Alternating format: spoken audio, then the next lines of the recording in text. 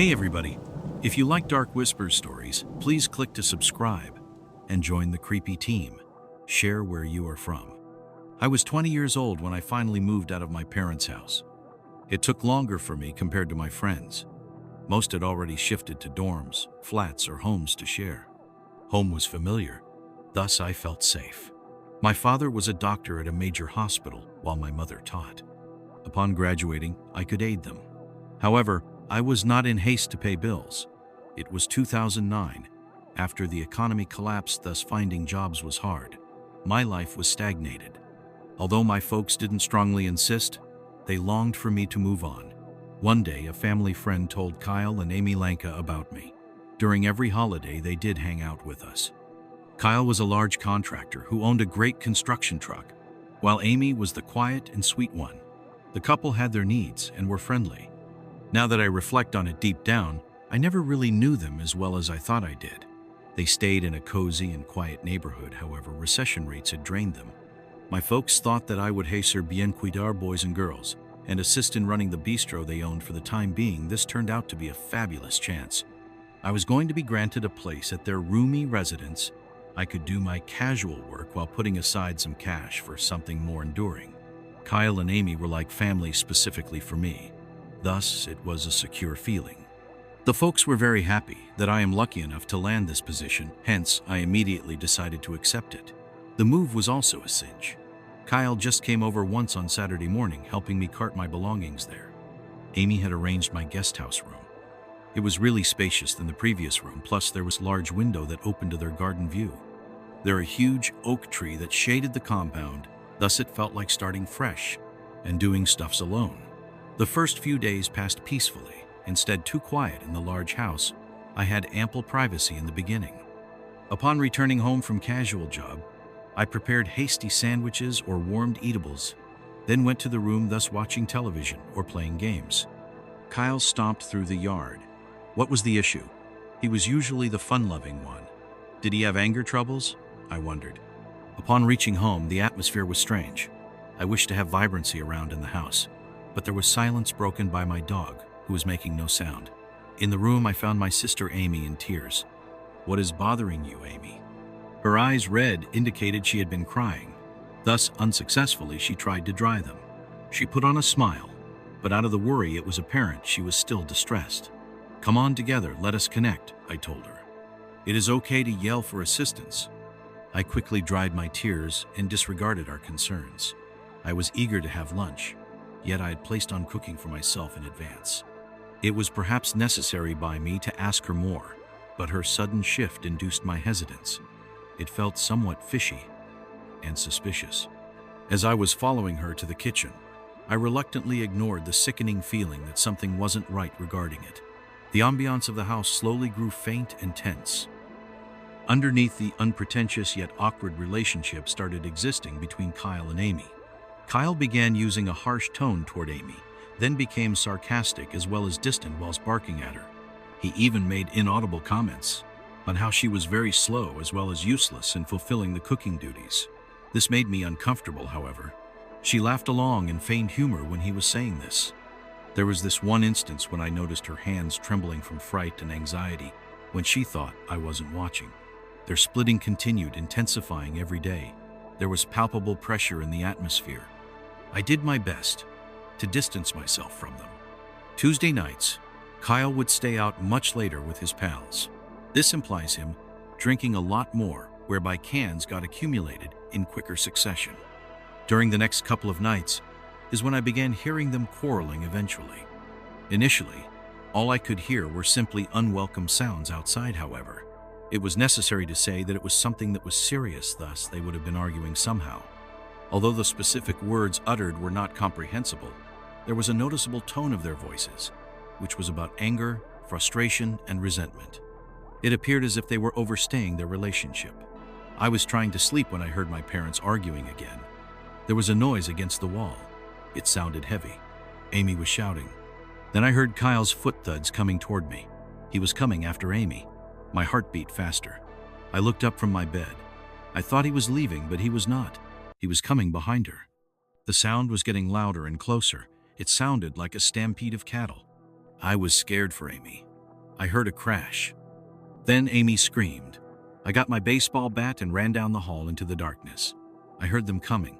I froze as they approached. I held my breath when I saw Amy.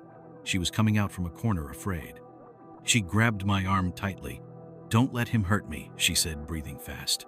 Kyle came behind her. He was drunk, but also angry. He was passed out. His eyes told the story of his nature. His shirt had beer stains. His face was flushed red from overdrinking. His bloodshot eyes revealed how much he had drunk. He trembled as he came closer to us. I lifted the bat, and while hitting the ball, I aimed properly. The cracking sound of the ball was terrifying. Kyle fell like a sack of dirty clothes. At that point, the surroundings went quiet. I could hear the fridge hum. I could also hear the clock ticking. The wildness had been reduced to a terrifying silence. I felt as if the air was still when the next calamity could be audible. I thought he was dead. Amy's grip tightened on my hand. She was trembling like a leaf. The pulse of her heart in my hand sent fear rushing through my body. I believed that we should call the police because of what had taken place. I stood there for a moment looking at Kyle's body while holding the bat. I now could see him move and groan. He was not dead. I took a breath that I had not known I was holding. "Oh my God," Amy said weakly. "What should we do?" I was blankly shaking myself out of the daze. "We must tell the police," said Amy. She was glancing at Kyle with fear and disbelief. My hands were shaking as I dialed 911 on my phone. The operator responded. I narrated to her what had happened. The police were late, so I stayed on the line. I feared Kyle would wake up. Lights flashed and police arrived. Officers rushed in with guns. I dropped the bat, raising my hands. Kyle was handcuffed while Amy cried. He yelled at the cops. I was in shock as I gave my story. It felt unreal, as though from space. They pulled Kyle out. One officer quietly told me, "Good job, kid. We've come here before." I was stunned. I had no clue. I sensed problems but did nothing. Last year at 31, I knew it was bad. My marriage, like a flat roommate situation. 4 years in, the end was clearly at hand. I had to move out of the house. Legal fees ate up my cash from that, and the bank took as well. I was left with nothing when my ex moved to another island. I lost my office job and thought I would be next on the chopping block.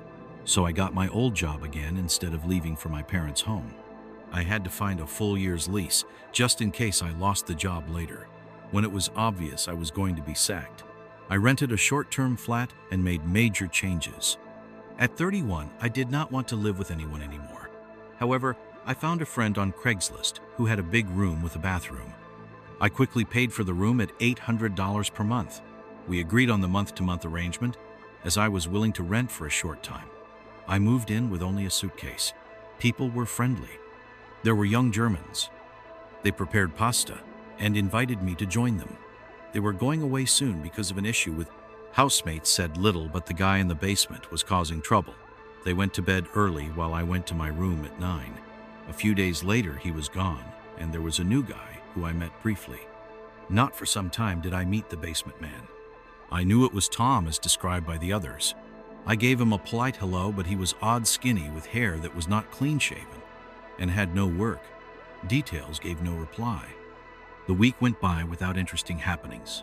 Besides, work was dull. I adjust to my new life, not seeing many around the house, being calm, mostly alone. The rest of my day won't include more surprises. It was a normal night. I was in my room going through my books. Then suddenly, there was a knock on the door.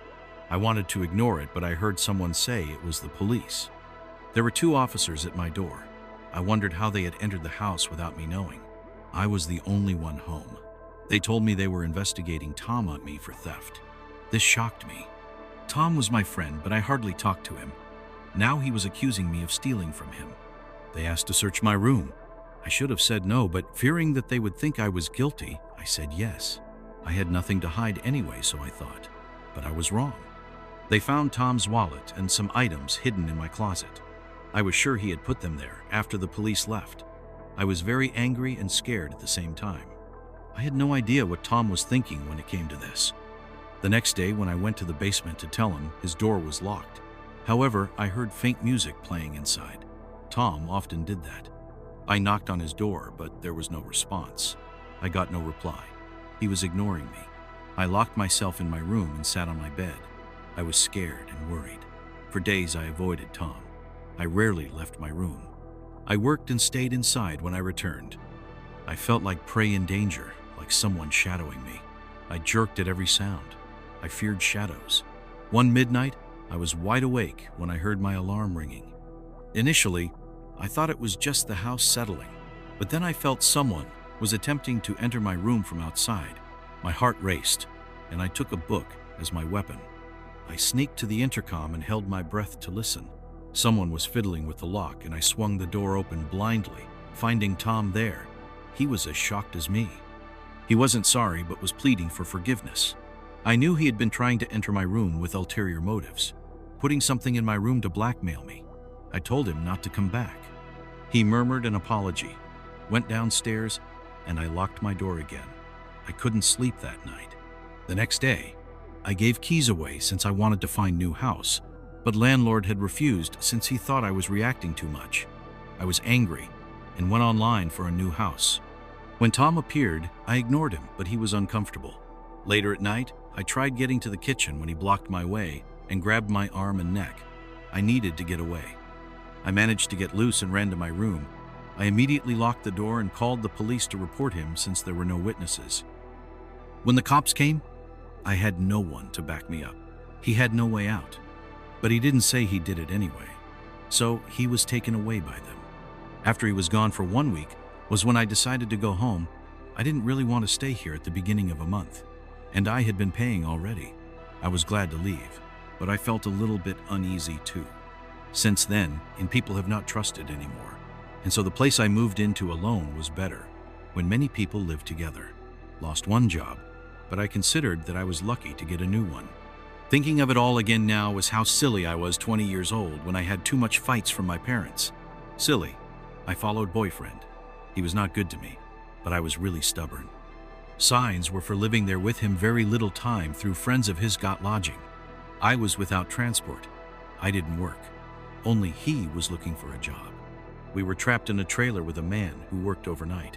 At the beginning it seemed all right. He drank too much, but did not hit anyone when drunk. There has been a short time, only when this man usually used to stay back home. But it was quite worrying since an alcoholic friend, however, never went out for their night shift sometime, found it kind of difficult to comprehend. On then, it made them drink again, but not at all.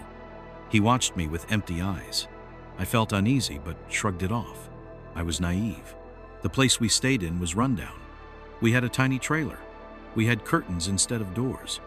We made do, but it felt off. Most of the time, he avoided us. At first, it was fine. He shared some beers with us. One day, my boyfriend was out job hunting. I was alone in the trailer. I played solitaire and listened to the radio. He came out from his room. He stared at me again. I felt uncomfortable, but didn't pay attention. He didn't speak and was just drinking beer. Then he made strange noises from his room, groans and grunts that were creepy.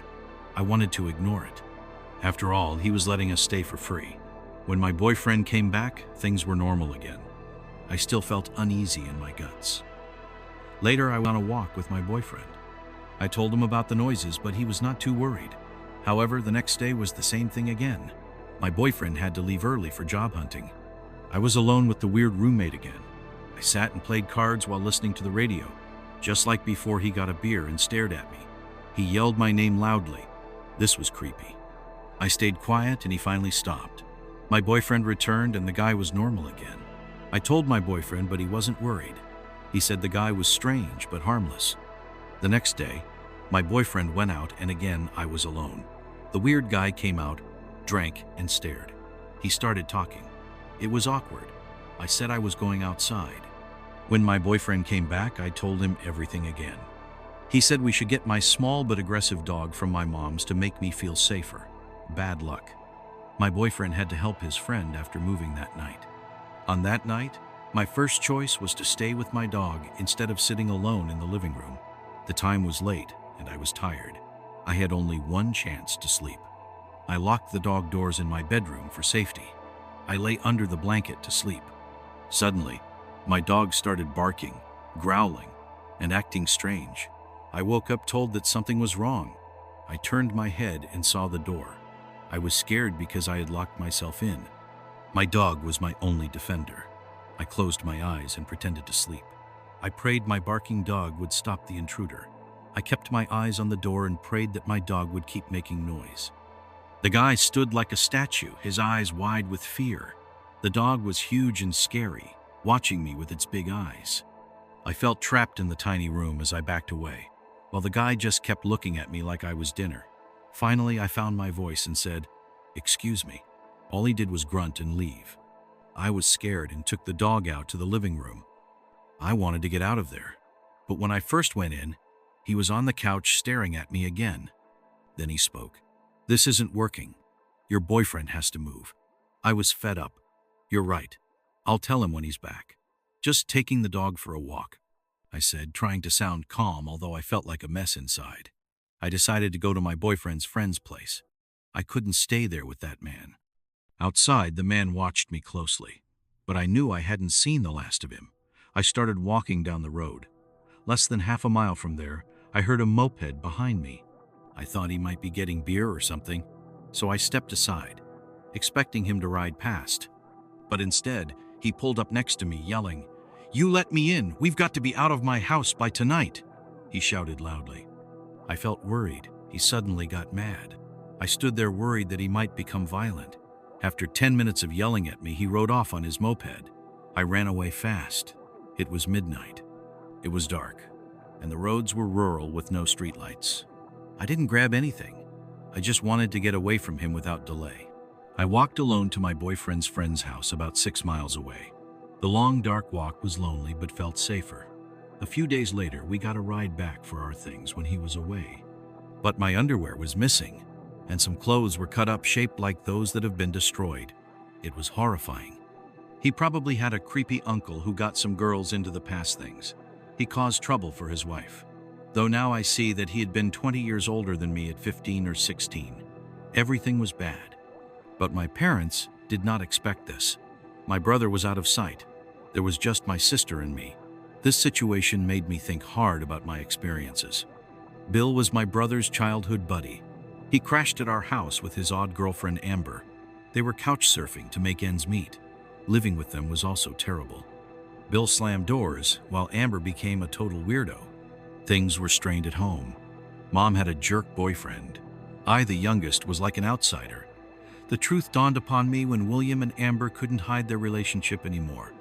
They were oddballs, but less so than I'd thought.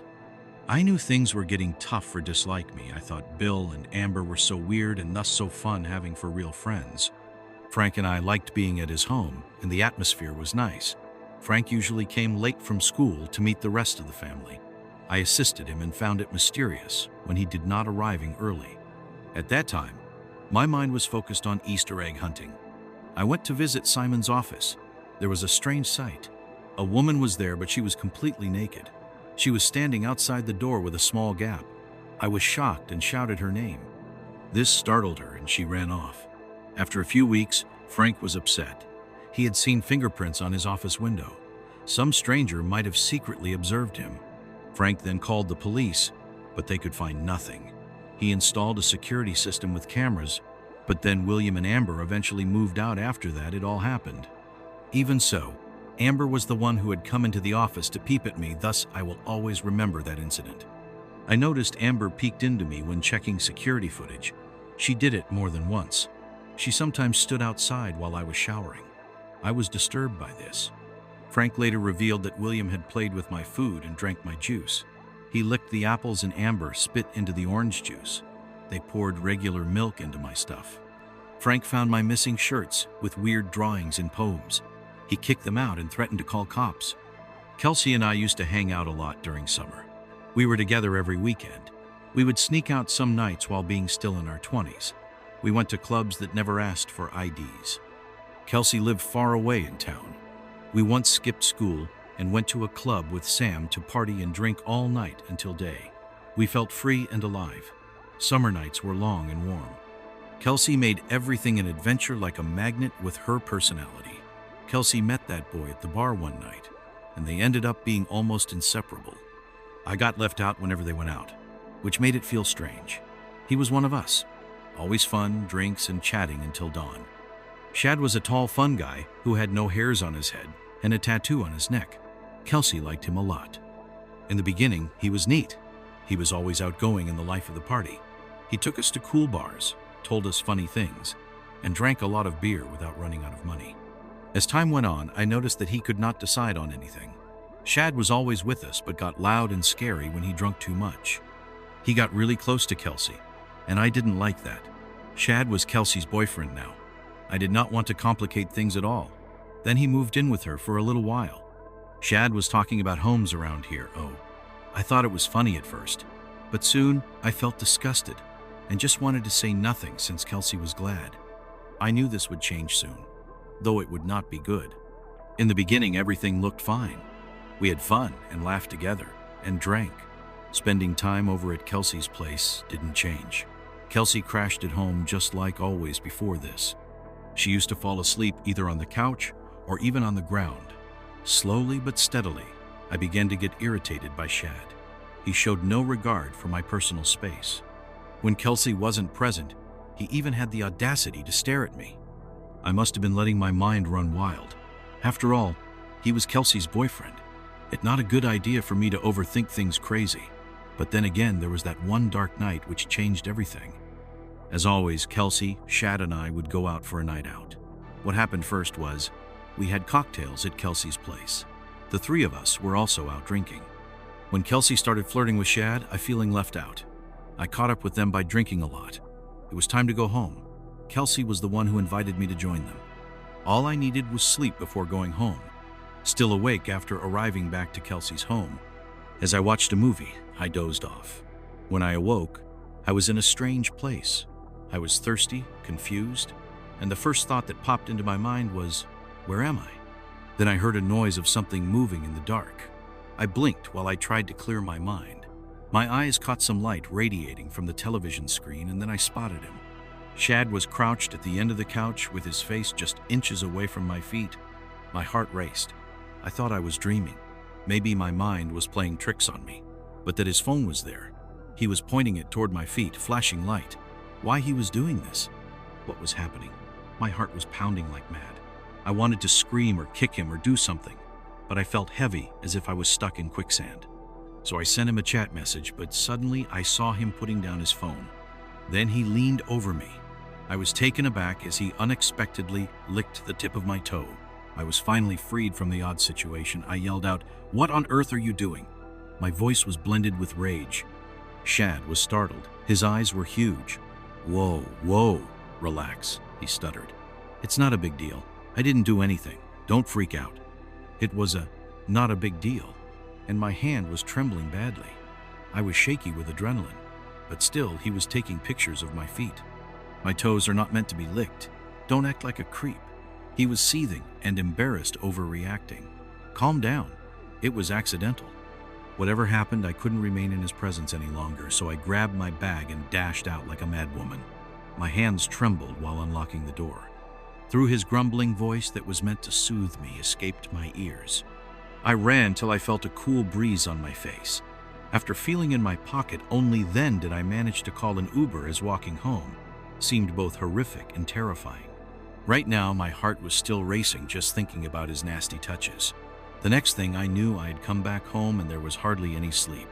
All that filled my head were thoughts of him, along with his phone like a record stuck somewhere. I finally called Kelsey next morning, but couldn't narrate everything via phone call. Hence, after much thought, I just told her the hidden facts concerning her boyfriend.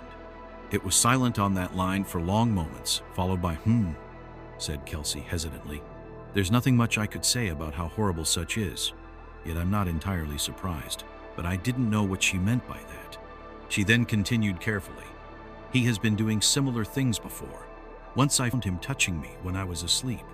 He made me feel silly for thinking he was weird and said it was just how I overreacted. I told Kelsey she had to dump him. He gave her the creeps. The next day she broke up with him. He did not handle the situation well, which meant he was unhappy, but eventually got out the door, without which made it seem it was not really a breakup at all. After that, Kelsey and I were hanging together without mentioning Shad ever again. It was part of an agreement we both had to avoid guys there was. Sometimes when I lie down to rest during the night, I have a sensation on my toes that is wet, and I see his face glowing from his phone in darkness being there. But I cannot shake the feeling, as if he does the same thing to another girl. Somewhere else, who also was out there. My story is weird and creepy about a boy I used to know. We were not true friends, but it seemed we hung out enough to suppose that we were best buddies. During those days I was attending college and sometimes ran into Nick in parties. He appeared a fun-loving guy. We drank, laughed, made merry together included, although we scarcely spent time together outside the parties we attended. In 2006, I shared accommodation with 3 other people in an old house we rented, which was cheap for us since we would all bear the cost of the rent as the 4 of us. Our rent was just $350 each month. Then, that did not feel high even so. The house was very dirty indeed, with floors creaking loudly all the time. Thus, no matter how hard we would clean it up, it remained filthy. The place we were in was small. It was near campus. This was okay with us. One night, Nick came to the bar. We talked for a while. He needed a place to stay. His apartment was too expensive. He had to move out fast. My roommate Sean and I walked home. Then Sean thought about Nick staying with us. We had a tiny room next to the living room. It looked like a large closet. There was only enough space for a bed. But it would be fun to have Nick move in. After talking it over, we offered him the room. The next day, he came to see it. We cleaned it out and it looked bigger without stuff. There was a light and a plug, but no window. Nick looked at it and said he would take it. He didn't really have a choice anyway. He moved in right away. At first it was okay. Having Nick around saved money. It was nice having another guy too. We watched movies and cooked dinner together. Everything did feel normal. But then Nick smoked a lot. Not just regular. Nick was my roommate. He had chain-smoking habit. I wondered how he supported that with a student budget. One day I checked on my mail. I found an envelope from Capital One Bank. At first, I thought it was just marketing, but it was an actual credit card for me. I got confused. I called them to find out about it. I was told I had applied for it and could cancel it. It did not really make sense to me. How did I apply for it, yet I did not remember? Then I remembered Nick had access to my personal details. When I wasn't home, Nick must have gone through my stuff, got down any important information, and applied for a card that I did in Ohio, 39T. Wanted to jump to conclusions, so I tried to stay calm. I spoke with one of my other roommates, no. One else received a random credit card in the mail. But I still couldn't shake the feeling that Nick had something to do with it over the next few days. Other items started to go missing from the house. Sean, our other roommate, swore that some cash was gone at that point. We were starting to get suspicious of Nick, particularly since all these weird things were happening so soon after he moved in. When Nick came home that evening, we decided to confront him right away. We gathered in the living room. As soon as I accused him, he completely lost it. He got really angry and started yelling. I was sitting on the couch and he stormed over, hovering over me. He told me to get up, but I knew if I did, it would escalate into a fight. I didn't 39T want that, so I stayed seated, but he didn't 39T care. He leaned down, grabbed my shirt, and tried to lift me up. Things got physical quickly. Nick jerked me by the shirt so hard I thought he was going to pull it off. Before he could do more, some of my roommates, Andrew, pulled him back that 39S. When Nick snapped and swung a punch at him. As soon as that happened, we all jumped in.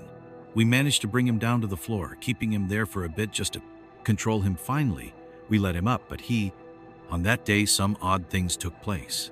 One of our men sat with his back toward the door. I was bothered by that. Gently, I found an appropriate reason for that. This was because perhaps a woman friend of ours was there. We all were in the room together. She sat at the corner while the others had been at the old corner. This corner is one that can get missed easily. It made the group feel alone, although they were a group of friends who were coming from their own separate places. Eventually, the rest of us came to know about them as well, and got acquainted thereafter, not once but twice, and we asked her many times whether she could still be able to locate us in the right way. At the same time, Shannon mustered up some courage and finally managed to talk to a girl. This finally marked the end of that day. It was consequently full of happenings.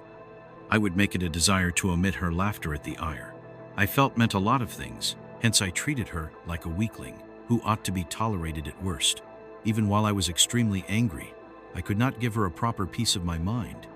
Yes, for just one moment. But no one knew what I lashed out at her. This time around, the girl was Joe. The following day, I had an emotional experience. It was like having my firstborn child killed after having been scolded. The scolding bit me a bit harder. I indeed repeated the story in full details to everyone who was on board the bus. That did not go for my H&R Block, which left me feeling good, so to speak. I followed the brownie to Ross department store here. It had just been a week or so, and this made it possible we had not yet gotten to know one another well, while still anticipating knowing one another anyways. By the end of that day's survey, Priscilla had known too much about me, and I was among few people who gave her privileged information. Thus, this was a big sign that she was inclined towards me. I, however, guessed that probably might have been wrong one indeed, when a little later that day she told me a fact about myself, which was such a tremendous surprise that it still makes me query her trustworthiness up to now. To worsen the situation, at that moment she cast such a disbelieving look. We were not men who chose to give him any hard time once more. Instead, we joined hands to lead him out. I thought that was the end of it. I felt scared he might show up again. But to my surprise, he didn't show up that night. Only God knows where he went. I was thankful. The thing is, he had the key to our house. He kept quiet for a few days. But one night at 3 in the morning, I couldn't sleep. I heard the door creaking open. I knew it was Nick. He walked upstairs. My heart raced. Then he opened my door. Without saying a word, he pulled my shoulder and threw me on the floor. I screamed. Luckily, 2 of my roommates rushed in. They overpowered him and held him down. But this time, I wasted no time. I called the police. When the police arrived, I wished we had acted yesterday. We were not prepared for such emergencies. But the police came too fast. I told them everything. They did not deal with fraud cases. They gave me a number for the unit that handles financial crimes. I had thought it wasn't a big deal, but it is a serious matter. They were able to follow Nick's steps in applying for the card. They didn't tell me how, but they got him for sure. This time we had concrete evidence against him. All along we had just collected evidence. Nick was a thief, but he was using drugs, which I found out after discovering his dirty needles. He was in prison for a while. We never saw him again or heard from him. After that, he dropped out of school and may have left town. This was some years ago. I lived in a small apartment with Dave for a while. He was my roommate. He didn't care about anything at all. Dirty dishes always filled the sink with no attempt at any cleaning up either. No interest from him came up in talking either. Whenever I entered any room, he would just go away. I mean, he was not hostile in a direct way. Only a chat like that would be okay sometimes, out of courtesy maybe. There were times when I had washing all these dirty plates after eating dinner alone. This got irritating. It was now necessary that I spoke to this guy one day. But how could it be done? Listening to music through headphones while I cleaned worked pretty much notable for me, and Davos would not bother me with spooning. The following night, he did not come home from work until midnight. A couple of hours later, one thing suddenly struck me. There were no lights on anywhere in the house, either from outside or inside it either. At home alone, the smoke detector beeped incessantly, signaling a low battery. It upset my focus after a while. I changed the battery. It was on my toes when it slipped and fell into Dave's room through a slightly open door. I pushed it open and glanced for the battery. Inside his room was much different. From what I expected, it was a huge mess. There was something unexpected. A pair of sneakers in the closet at home. I wore just like my own. Dave had never worn them Samsung once they were relatively new, but I had a question why most over I felt as if I had to hide away clothes had been in his closet on the... I rushed to the vault and see my shopping and my sneakers. They were so expensive I feared how Dave could get into a closet and put my stuff. There I dashed back into the room. Now I got to see his closet opened it and showed generation in front. My first hoodie on the counter. Hats, books, and headphones piled up. I had been searching for some of these things for weeks, and some I hadn't realized were gone. I found more items that belonged to me as I searched. Something felt off. It seemed like I was being watched or stuck in a strange situation. I gathered my things and put them back in their places. I didn't want to leave traces of my visit just in case.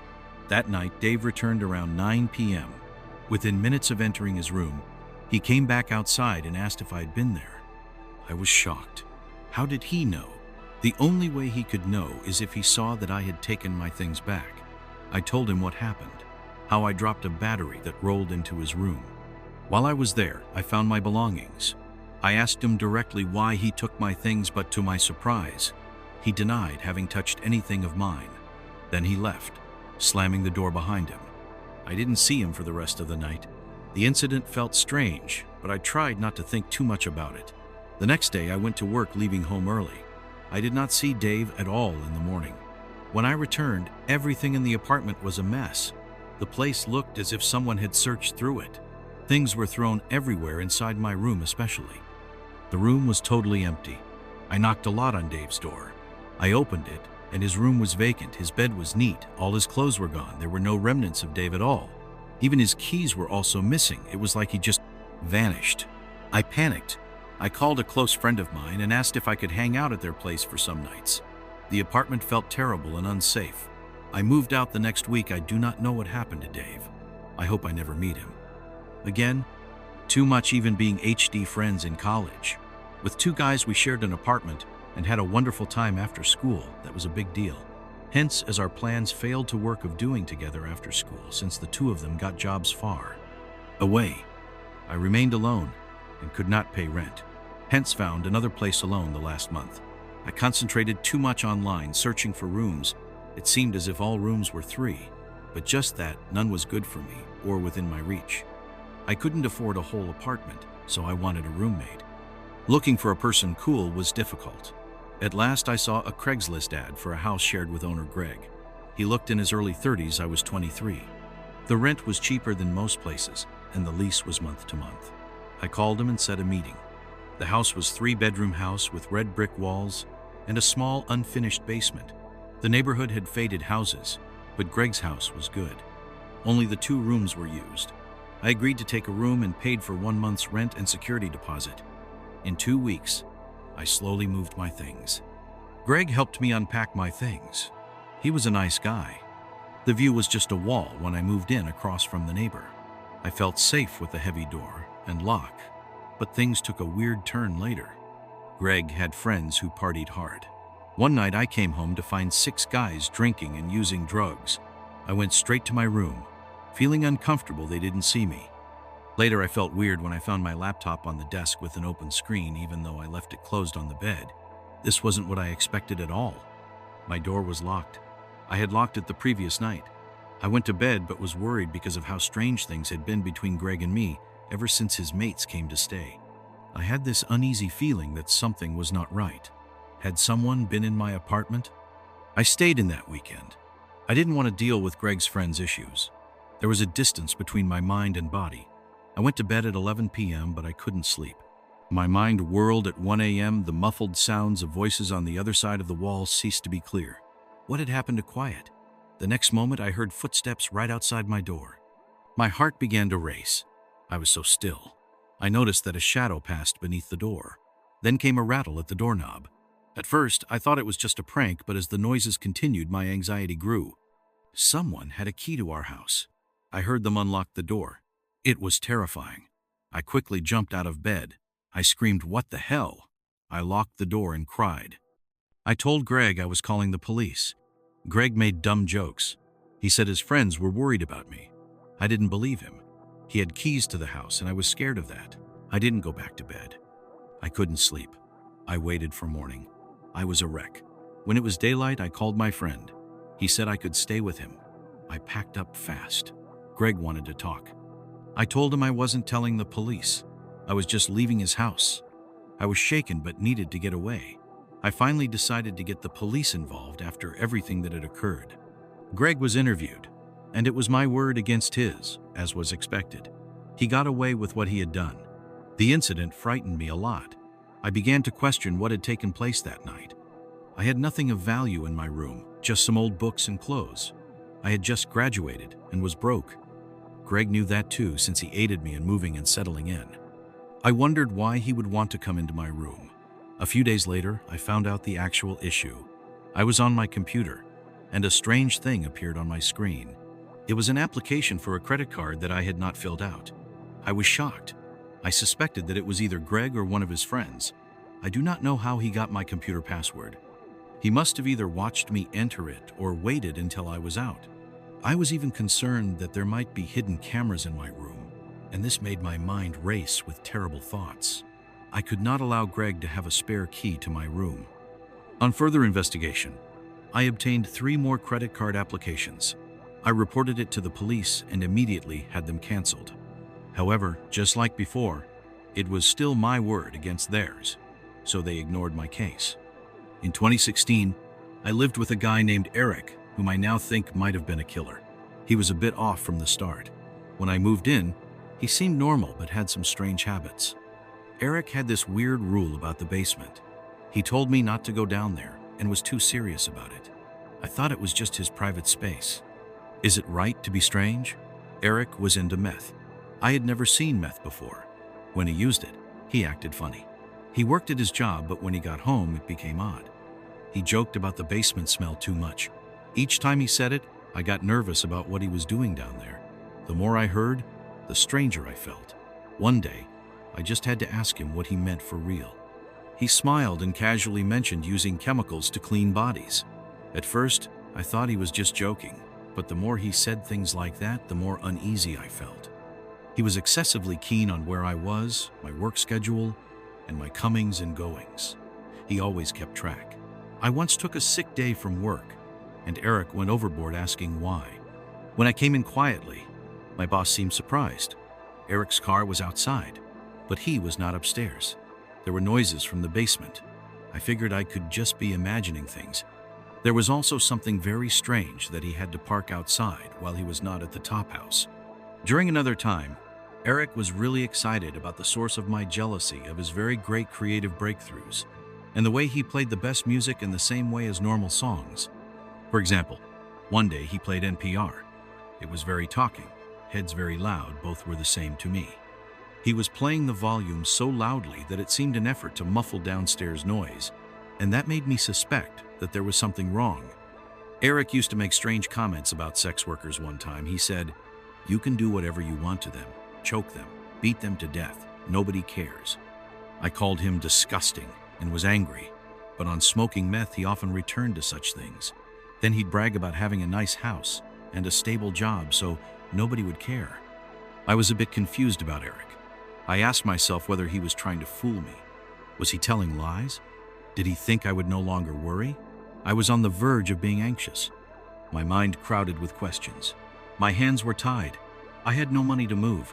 I thought Eric might just require assistance. Somehow I sought the truth deep inside me.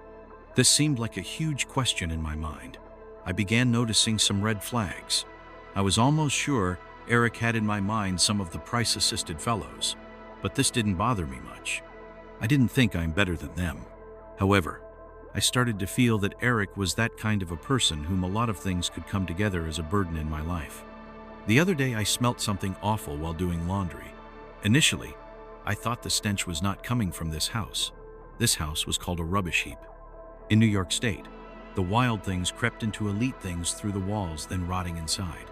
But this was such a bad smell. I didn't know what the smell was, but I felt something wrong. So I discussed with Eric quietly. I kept saying things like, "Clean up the garbage." I didn't want to offend him. My brother was strange. His eyes were wide and his skin dirty. He spoke stammering, "What, really?" I nodded. "Yeah, right." An awkward silence ensued. After he left for his room, I felt uneasy. Days went by and more weirdness came along. I was in laundry room when I heard Eric's voice from garage blowing out as if he wanted to persuade me into going there. I felt cold chill inside me. If I entered, I wouldn't return. Pretended I'd gone do homework, quickly dumped laundry in my room and left. Still can't explain how right my gut feeling was. Months passed by as Eric got weirder high on meth. Sexualized women now seen this before disgusting art instead. He looked at me absorbing foul remarks in my head. Once while showing something on a phone, a video he made, my neck hair stood up shuddering. The video showing bondage with screams of a figure dressed like historical plague doctor's costume suggesting scary illness from past. Trying to create an art-provoking thoughts I could learn by news or breaching security. There were too many strange things happening it was hard to dismiss. Looking back, I should have explored the basement or crawl space. I could have found something, or even left before it got out of hand. I couldn't pinpoint how to get out without the others knowing. I began to realize later that I should have done more, but things were happening quickly. I had no idea what he was up to. In October 2017, I decided to leave my home. I was going to a protest at a Native American reservation. I just needed to get away from Eric and what was going on at home. I told Eric I was moving out and he looked upset but didn't try to stop me. The last night he was drinking again and said disturbing things about violence and murder, about how they would never get caught. I finally told him that they would catch him. I had to say something, but he just stared at me after that. He was laughing. This was not amusing. I think it was a warning, and so the consequence was no sleep that night. And so I packed my things the next day. I did not return. But the feeling of dread followed me for months, over 1.5 years. I insisted that I had done the right thing, but there was no way in hell I would let this slide. So, I did not want to fight alone. No way I was going to feel sorry for the people still out there. I reached out to Portland Crime Stoppers. It was time for me to remain in the shadows. These things, they did not really exist. I mean, the memories I had of the car house talk on hold like forever. When finally they got back to me, they wanted even more detail. I said maybe it was genuine. There was a possibility of something. So I just dropped the tip off and hung up. Recently told Mom. She was shocked very much. She coined the place in Google Maps an open street view. There was a big trailer van parked there. I had not seen it before. I do not know the meaning of such. No way I can stop thinking about it. Why it is strikingly obvious, I don't know. I have some ideas, but I can't tell. Whether or not I will ever find closure, I don't know. I don't want to go back to Eric's arrest for confirmation. However, there are many other strange people, yet Eric is the one who makes me shiver most. Somehow, I knew I had to leave. It was good to leave, but sometimes I do think about what occurred after I took off. Perhaps those warning signs meant something serious. I hope I will never know the real truth. Some years ago, I experienced what looked like a nice situation. I was in a 2-bedroom apartment with a couple breaking up, and there was a fight every single day. There was bad energy which made me unable to sleep.